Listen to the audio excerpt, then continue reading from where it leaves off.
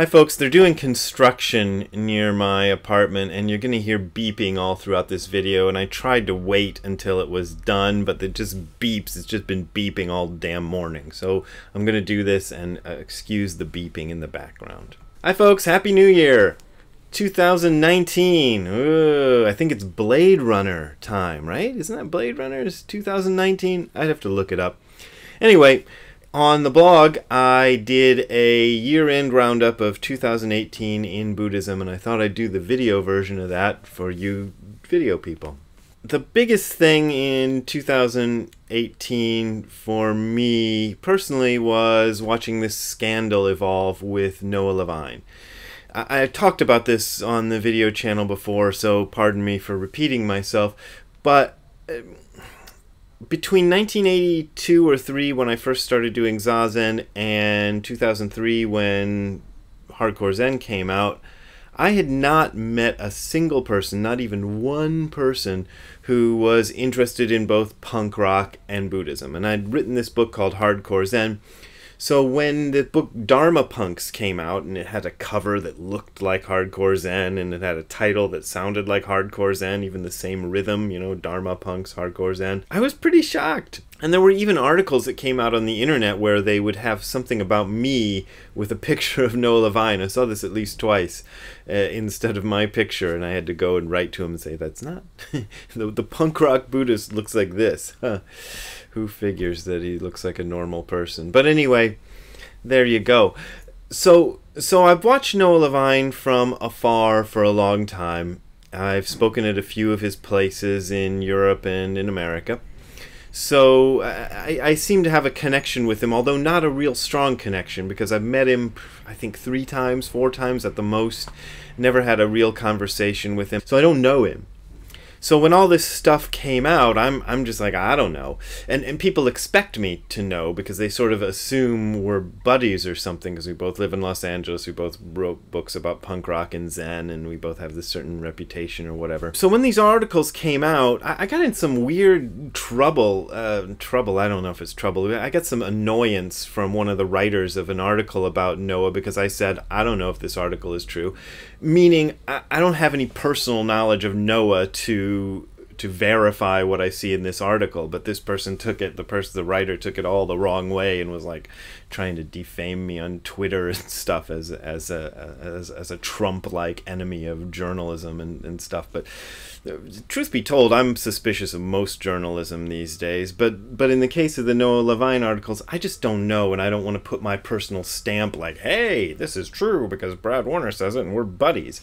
But I don't know what to make of all the anti-Noah stuff. It all sounds weird to me.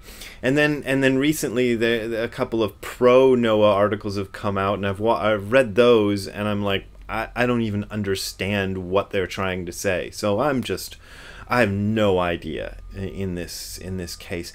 But I do think it's really sad that Against the Stream has closed down and Refuge Recovery has closed down because of this scandal. And I think the only lesson I can pull from it is it's not good to tie a Buddhist organization really closely to a single person. It might just happen inevitably, I don't know. But when that person becomes scandalized, then the whole organization goes down. And we've seen this happen a lot of times. And I wish there was a way to try to rectify that. I've tried somewhat with Angel City Zen Center to really make it so it's not the Brad Warner Zen Center, to get other people to speak there and try to have it seem like its own thing that I just come and do. But it's not me. So these scandals keep coming up in Buddhism, and I certainly didn't expect a Noah Levine scandal. You know, he seemed like an okay guy, and it was pretty shocking, and the connection, you know, that people are making to me is like uncomfortable. But there you go. Scandals just keep happening, and I think maybe we need to start divorcing Buddhism from the specific people who are representing it. You know, the entirety of Christianity doesn't go down the tubes when there's a pedophile scandal in the Catholic Church, nor do I think Buddhism should be treated the same way. It's not the people. There's a foundation here that goes beyond that. And I hope the folks who ran Refuge Recovery and Against the Stream can get it together, because they were serving a community who I don't think is served very well by sort of mainstream religion or mainstream recovery stuff. And they did a good job of that, and I hope they can get it together. The second big topic for me is one I'm always on about, and I'm really sorry. I went back and looked at some of my videos and I realized I've done so many videos and so many articles about this, but it just keeps coming back, and it's drugs and Buddhism. And I thought of a metaphor that I didn't think of when I wrote my article for the blog, which is, there's these Buddhist magazines, particularly Buddha Dharma and Lion's Roar, I guess they're the same magazine, that do these articles that I don't get. The Tricycle Magazine did an article about drugs and Buddhism, which I thought was okay. You know, I was more criticizing the people they interviewed than the article itself. But then the other article that came from Buddha Dharma / Lion's Roar was, I thought, giving way too much I don't want lip service or benefit of the doubt. I don't know if the word... Let me just go with the metaphor and see if I can explain this. It's as if there was a craze for people shooting up with steroids or performance-enhancing drugs and running marathons and things, and then Sports Illustrated magazine comes out with an article going, well, maybe we should look into this steroids and performance-enhancing drugs as legitimate sports. You know, maybe that's a legitimate way to go. You know, we should consider what these people are saying. You know, can you imagine Sports Illustrated even giving the time of day to people who are saying performance-enhancing drugs are a good thing for athletes to do? I certainly can't. So where are these Buddhist magazines? What are they doing? Why are they not taking a stand on this, like a firm stand that this is bullshit? It boggles my mind. I don't get it. You know, and I can kind of see why ordinary folks might be confused, because it's a very confusing topic and we don't know much about it. And maybe if we drop acid, it's the same as having an enlightenment experience. But it ain't, and I've already wasted too many words on this subject, so I'm just annoyed that this keeps going on and on and on and on, and probably 2019 we'll see more of this stuff, I guess, and wish we wouldn't. And the last trend that I saw, and this is another thing I keep going on and on, is the continued dance between Buddhism and politics, and people getting very political with their Buddhism. The Soto Zen Buddhist Association of America, you know, published this statement which was very political. Published a few statements which got very political, and I thought, you know, Buddhism has been around 2,500 years. A lot of politics has come and gone in those years, and all of it seemed as urgent as any scandal or uproar or whatever you got seems to us today.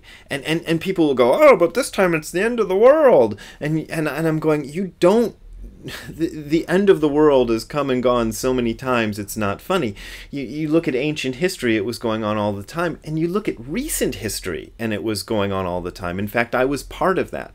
Jimmy Image, lead singer for Zero Defects, wrote our most popular song, Drop the A-Bomb on Me, back in 1981, because we all felt like, oh my God, any day now it's going to be nuclear Armageddon, and we're all going to be finished. So it was an urgent problem, just like global warming is an urgent problem and all the rest are urgent problems.